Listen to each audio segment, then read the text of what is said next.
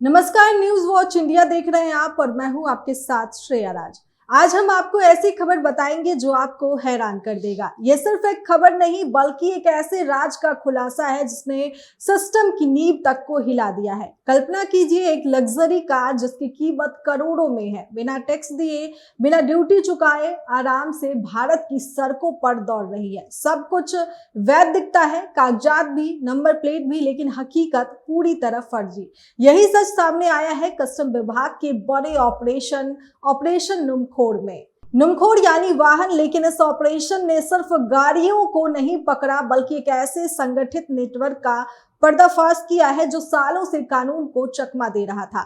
कहानी की शुरुआत होती है केरल से, जहां अधिकारियों ने सिर्फ 35 से 40 लग्जरी कारों की जांच शुरू की थी। मामला मामूली लग रहा था, शायद कुछ कागजों में गड़बड़ी थी, लेकिन जैसे जैसे जांच आगे बढ़ी हर परत के नीचे एक नया झटका मिला। जो संख्या दर्जनों में थी वो हजारों में पहुंच गई। जांच में खुलासा हुआ कि पूरे भारत में 15,849 गाड़ियां अवैध रूप से रजिस्टर्ड कराई गई थी। ये गाड़ियां भूटान के रास्ते लाई गई और फिर फर्जी दस्तावेजों के सहारे सिस्टम में एंट्री पा गई। सबसे बड़ा सवाल, ये सब संभव कैसे हुआ? तो चलिए आपको बताते हैं। जवाब है प्लानिंग, नेटवर्क और हाईटेक फर्जीवाड़ा।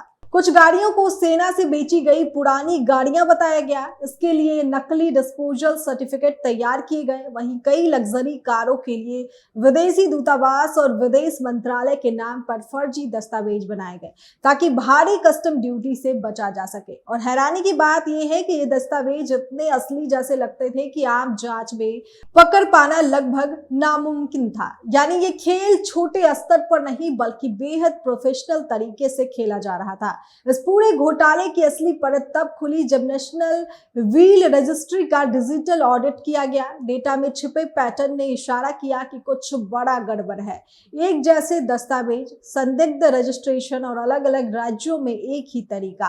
पूर्वोत्तर राज्यों में हालात और भी गंभीर पाए गए। भूटान से सटी सीमाओं का फायदा उठाकर यहां बड़े पैमाने पर गाड़ियां को फर्जी तरीके से रजिस्टर किया गया। अकेले असम में 464 वाहन संदिग्ध पाए गए। केरल में अब तक 50 से ज्यादा गाड़ियां जब्त की जा चुकी है और ये आंकड़ा अभी और बढ़ सकता है। लेकिन इस कहानी में एक और ट्विस्ट है। इस पूरे मामले में कई बड़े नाम भी सामने आने की आशंका है।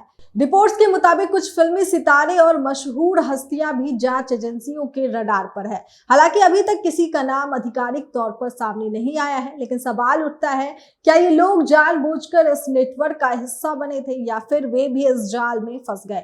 जवाब जांच के साथ सामने आएगा। अब सरकार और कस्टम विभाग पूरी तरह सतर्क हो चुके हैं। इस तरह की तस्करी को रोकने के लिए भारत और भूटान के बीच समन्वय बढ़ाया जा रहा है। केरल के मुन्नार में दोनों देशों के सीमा शुल्क अधिकारियों की अहम बैठक चल रही है, जहां सख्त कदमों पर चर्चा हो रही है। ये मामला सिर्फ टैक्स चोरी का नहीं है, ये सिस्टम में मौजूद खामियों और उन्हें इस्तेमाल करने वाले नेटवर्क की कहानी है। लेकिन एक बात साफ है, अब ये खेल ज्यादा दिनों तक नहीं चलने वाला, क्योंकि जब डेटा बोलता है तो सबसे मजबूत फर्जीवाड़ा भी ढह जाता है।